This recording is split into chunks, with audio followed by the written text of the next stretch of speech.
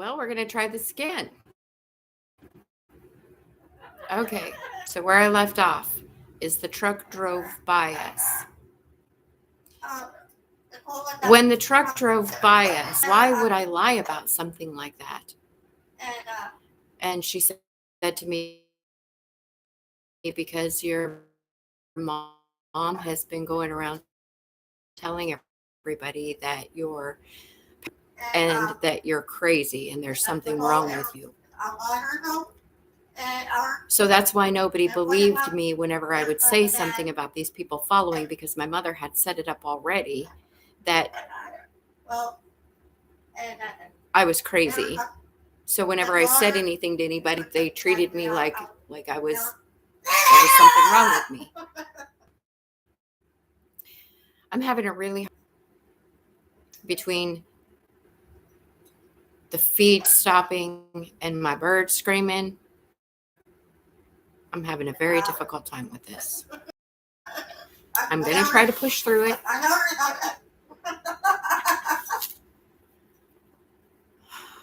If anybody's watching, please let me know if you can see this. If it's doing the same thing it did before, because it completely cut me off before. And I watched it and it's kind of grainy.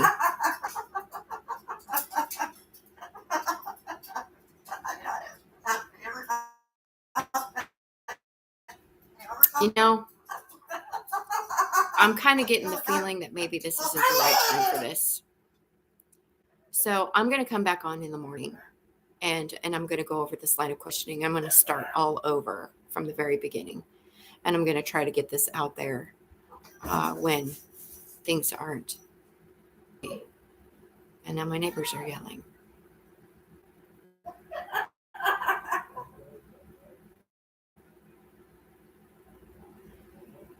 Thank you. I know there are good people out there. All right, well, and let's keep going. Thank you. So the next question that I got was that the only time you felt like your life was in danger? No, it wasn't. I always felt like my life was in danger when these people were following me. That's why I carried a baseball bat, a butcher knife, and a chain in my car. Because if they ever caught me, I felt like I was going to have to fight for my life.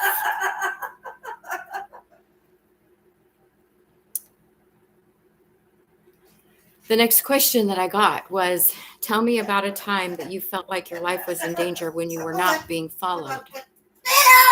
Lola. So there was a time that I was out with my boyfriend at the time. His name was Tim. And we were looking for a party. And we'd gone to the Book Cliffs in Grand Junction, Colorado. And there was cars parked all up and down the side of the road. He parked the car, he got out, and he said, I'll be right back. I'm going to go see where the party is. So he's out there and he's talking to everybody, trying to figure out where the party is. And I grabbed hold of the steering wheel and I was holding on for dear life when I couldn't hold on anymore. And I got pulled out of the car.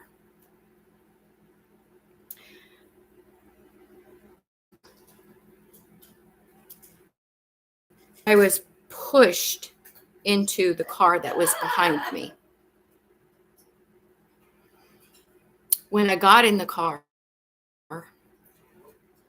my ex-boyfriend, Ron Ellison, had a gun in my face.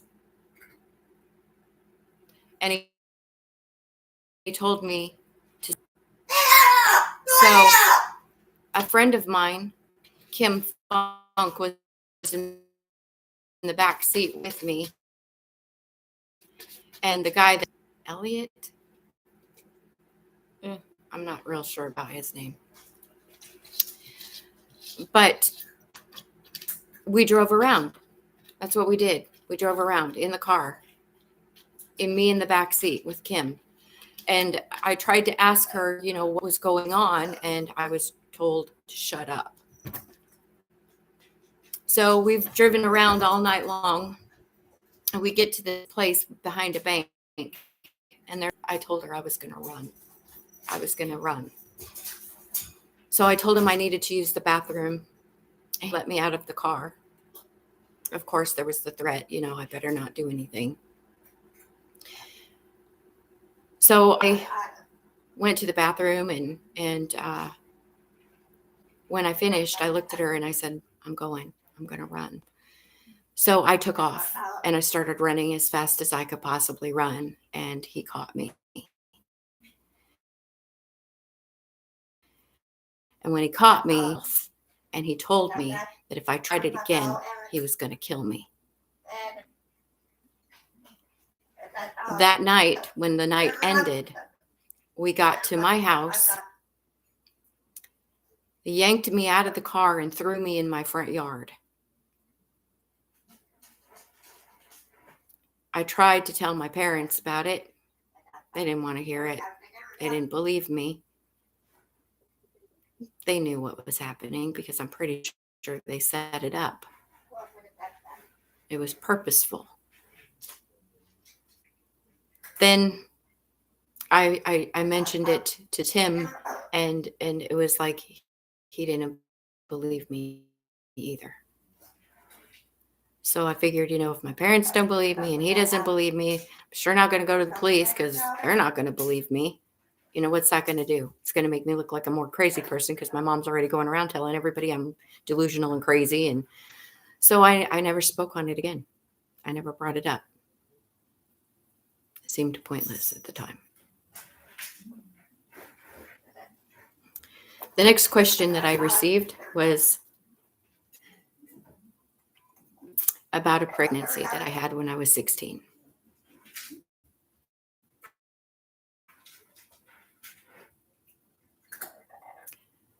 I got pregnant, and I didn't realize that I was pregnant. I went to breakfast, and my folks were at the table when I ordered eggs. And when they brought me the eggs, I ran in the bathroom and I threw up. When I came back to the table, my mother looked at me and she said, "Are you pregnant?" And I was like, "No." Well, immediately when she said that, I was like, "Am I? Oh my gosh." So I called my best friend at the time, Guy Greenhill, who happens to be another person who's been in on this whole time, my whole freaking life. And we went and had a pregnancy test done, and it turned out I was pregnant. I was so very close to being to the point where it was not going to be able to happen. I didn't want to have an abortion. I wanted to have the child, and I was going to put it up for adoption, and that's what I wanted to do. Nugget. But I was told that if I didn't, I would never be welcome back in her home. She would call my grandmother and make sure that she would never welcome me back in the home, basically isolating me, making me feel like there was nobody going to help me. There was nobody there for me, which is pretty much how I felt my whole life. And then the day came.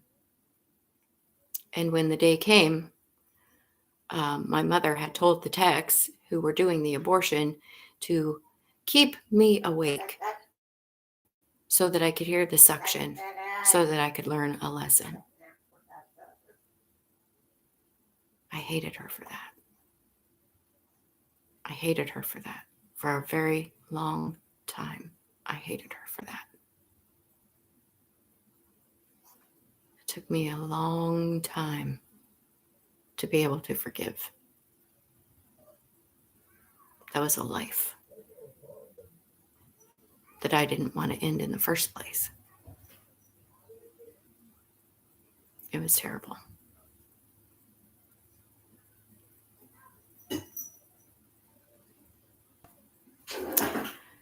The next question I got was, they were going to ask me about how my mother treated me. Well, I'm going to tell you about an instance. There was a time, I was probably 16, and my mother wanted me to go to a strip club, a male strip club with her. First of all, I'm underage, and I didn't want to go with her. She beat the crap out of me with a hairbrush for saying no, that I didn't want to go to a strip club with her. Guess what happened? I ended up going to the damn strip club with her. 11:11 on the clock.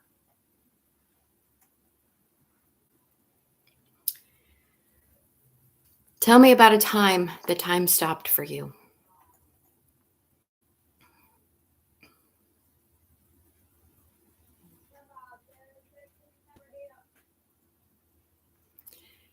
I have to be open about everything, because if I'm not open about everything, then it's videos or not, but it is a miracle that I'm alive. And that's a fact. It's a fact. So, the time that time stopped for me was when Adrian